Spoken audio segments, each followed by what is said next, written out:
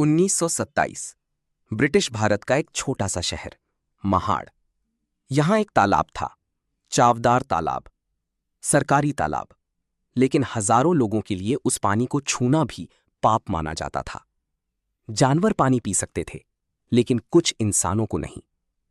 फिर एक दिन एक व्यक्ति ने उस तालाब से पानी पिया और पूरे भारत की सामाजिक व्यवस्था हिल गई। वो व्यक्ति थे भारत के संविधान निर्माता, महान समाज सुधारक डॉक्टर भीमराव रामजी आंबेडकर। ये कहानी है भारत के पहले बड़े सामाजिक अधिकार आंदोलन की। अध्याय 1, छुआछूत का वो दौर। 20वीं सदी की शुरुआत में भारत में जाति व्यवस्था बेहद कठोर थी। दलितों को अस्पृश्य माना जाता था। उन्हें मंदिरों में प्रवेश नहीं मिलता था। स्कूलों में अलग बैठाया जाता था। सार्वजनिक कुओं, तालाबों और धर्मशालाओं का उपयोग करने पर रोक थी। इतिहासकार एलेनोर जेलियट और गेल ऑम्वेट ने लिखा है कि महाराष्ट्र में दलितों को पानी लेने के लिए घंटों इंतजार करना पड़ता था ताकि कोई ऊंची जाति का व्यक्ति ऊपर से पानी डाल दे। वे खुद घड़े को छू भी नहीं सकते थे। महाड़, जो आज महाराष्ट्र के रायगढ़ जिले में है, वहां का चावदार तालाब नगर पालिका के नियंत्रण में था, यानी कानूनी रूप से यह सार्वजनिक संपत्ति थी। अध्याय 2, कानून और वास्तविकता। 4 अगस्त 1923 को बॉम्बे लेजिस्लेटिव काउंसिल में एस.के. बोली ने एक प्रस्ताव रखा। इस प्रस्ताव में कहा गया कि दलितों को सार्वजनिक स्थानों और जल स्रोतों का उपयोग करने का अधिकार होना चाहिए। ये प्रस्ताव पास हो गया। इसके बाद 1924 में महाड़ नगर पालिका ने भी निर्णय लिया कि चावदार तालाब सभी नागरिकों के लिए खुला रहेगा। लेकिन वास्तविकता अलग थी। ऊंची जाति के लोगों ने दलितों को पानी लेने से रोका। कानून किताबों में था, लेकिन डॉक्टर अंबेडकर ने महसूस किया कि अधिकार केवल कागजों पर नहीं, जमीन पर भी मिलने चाहिए। अध्याय 3, बहिष्कृत हितकारिणी सभा। 1924 में डॉक्टर अंबेडकर ने बहिष्कृत हितकारिणी सभा की स्थापना की। इस संस्था का उद्देश्य था शिक्षा फैलाना, सामाजिक जागरूकता लाना और दलितों को उनके अधिकारों के लिए संगठित करना। अंबेडकर का स्पष्ट मानना था, जो समाज अपने अधिकारों के लिए संघर्ष नहीं करता, उसे कभी समानता नहीं मिलती। अध्याय 4, महाड़ सम्मेलन की तैयारी। मार्च 1927 में महाड़ में एक विशाल सम्मेलन आयोजित करने का निर्णय लिया गया। इस सम्मेलन में महाराष्ट्र के अलग अलग गांवों से हजारों दलित पहुंचे। कई लोग पैदल आए, कई बैलगाड़ियों से, कुछ ने पहली बार अपने गांव से बाहर यात्रा की थी। उनकी भीतर डर भी था और उम्मीद भी। डॉक्टर अंबेडकर ने सभा में कहा, हम यहां अमर होने नहीं आए हैं, हम यहां ये सिद्ध करने आए हैं कि हम भी इंसान हैं। अध्याय 5, 20 मार्च 1927, इतिहास बदलने वाला दिन। 20 मार्च 1927, सभा समाप्त होने के बाद डॉक्टर अंबेडकर हजारों लोगों के साथ चावदार तालाब की ओर बढ़े। पूरा महाड़ शहर ये दृश्य देख रहा था। जब बाबा साहिब तालाब के पास पहुंचे, उन्होंने अपने हाथों से पानी भरा और उसे पी लिया। उनके पीछे हजारों दलितों ने भी पानी पिया।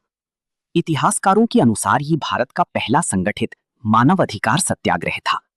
ये केवल पानी पीना नहीं था, ये घोषणा थी कि मानवाधिकार जन्म से मिलते हैं, जाति से नहीं। अध्याय 6, हिंसा की शुरुआत। सत्याग्रह के बाद अफवाह फैलाई गई कि दलित अब मंदिरों में प्रवेश करेंगे। इसके बाद ऊंची जातियों में गुस्सा फैल गया। दलितों पर हमला किया गया। कई लोगों को पीटा गया, उनके भोजन फेंक दिए गए। डॉक्टर आंबेडकर ने अपने अनुयायियों से कहा कि वे हिंसा का जवाब हिंसा से ना दें, लेकिन सबसे अपमानजनक घटना अभी बाकी थी। अध्याय 7, तालाब की शुद्धि। सत्याग्रह के कुछ समय बाद ऊंची जाति के लोगों ने चावदार तालाब की शुद्धि करवाई। ऐतिहासिक रिकॉर्ड के अनुसार तालाब में गोमूत्र, गोबर, दूध, दही डालकर धार्मिक अनुष्ठान किया गया। ये संदेश देने की कोशिश थी कि दलितों के स्पर्श से पानी अपवित्र हो गया है। ये घटना भारतीय समाज में जातिगत भेदभाव की क्रूरता का सबसे बड़ा उदाहरण बन गई। अध्याय 8, मनुस्मृति दहन। डॉक्टर आंबेडकर समझ चुके थे कि सामाजिक अन्याय केवल लोगों की सोच में नहीं, बल्कि उन धार्मिक व्याख्याओं में भी है जो असमानता को सही ठहराती हैं।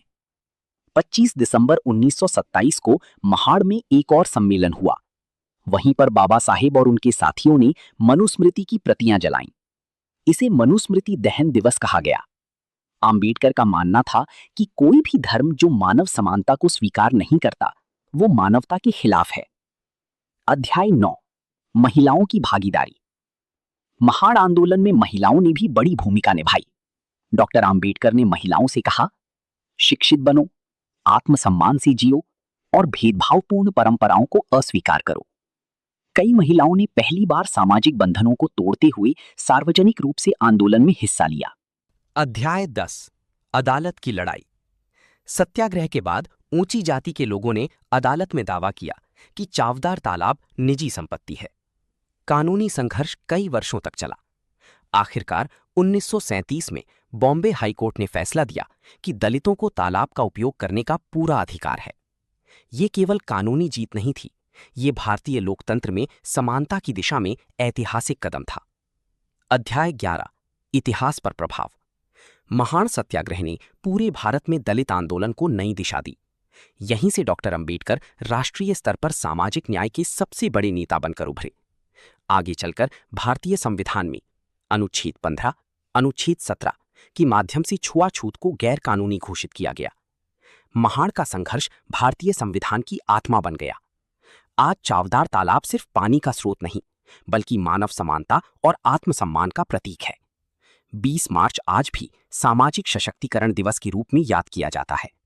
और इतिहास हमेशा याद रखेगा कि एक दिन एक व्यक्ति ने पानी का एक घूंट लेकर सदियों की गुलामी को चुनौती दी थी।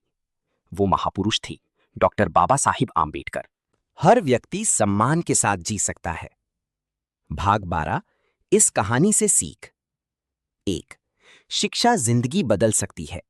बी.आर. अंबेडकर ने कठिन परिस्थितियों के बावजूद पढ़ाई नहीं छोड़ी। 2, समाज बदल सकता है। जो चीजें कभी सामान्य मानी जाती थीं, लोग उन्हें बदल सकते हैं। 3, शांतिपूर्ण संघर्ष ताकतवर होता है।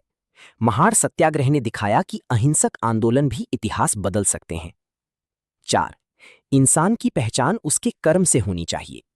आज आधुनिक लोकतंत्र समानता पर आधारित है। अंतिम सच्चाई, मनुस्मृति भारत के इतिहास का एक हिस्सा है। कुछ लोग इसे धार्मिक और ऐतिहासिक ग्रंथ मानते हैं, जबकि कई लोग इसके विवादित हिस्सों की आलोचना करते हैं। लेकिन आधुनिक भारत ने एक नया रास्ता चुना: समानता, मानवाधिकार, शिक्षा, संविधान। और यही इस पूरी कहानी का सबसे बड़ा संदेश है। समाज बदल सकता है अगर लोग शिक्षा, न्याय और बराबरी के लिए खड़े हों।